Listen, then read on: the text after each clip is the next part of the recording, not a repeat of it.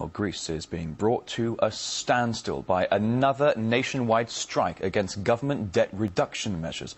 The 24-hour walkout is already the second in the last 10 days. It has been shutting down public services, grounding flights and closing schools and hospitals. Violent protests erupted at the end of February when the government unveiled new measures to help curb its debt of more than $400 billion. The austerity package included a rise in consumer taxes and a pension freeze. The EU has pressured Greece into taking this harsh action, but has failed to offer any financial help. Nigel Farage, leader of the UK Independence Party, says countries like Greece and Spain should never have been allowed to join the eurozone. All of these countries joined the euro 10 years ago. As a result of that, they had interest rates for 7 of the first 10 years that were much lower than they should have been, which meant they all had massive property booms that have now turned to busts. And it's becoming obvious to me, and I think to many people, that these countries, if they stay in the euro, they've got no economic future whatsoever.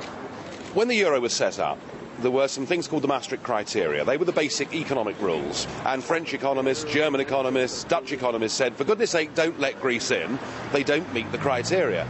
But of course, what the euro was really about was politics more than economics. It was about locking people in and forming a United States of Europe. So they ignored the rules, they let Greece in, they let Spain in, they simply shouldn't have done so, but now there is a price to pay. And my guess is that at some point in the next few weeks there is going to have to be a bailout of Greece, and that may short-term sort them out and allow them to issue debt, but long-term they're stuck inside a currency that is way, way too high for their current level.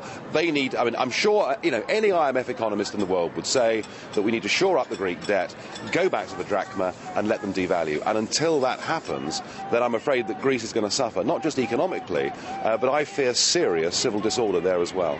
If Greece does go bankrupt, if following that she's forced out of the euro, the irony is, of course, that the rest of the eurozone will be rather happy about it, and actually the euro would then strengthen and not weaken. Traditionally we think that if systems break down, markets fall. Actually, the breakup of the eurozone will lead to a much stronger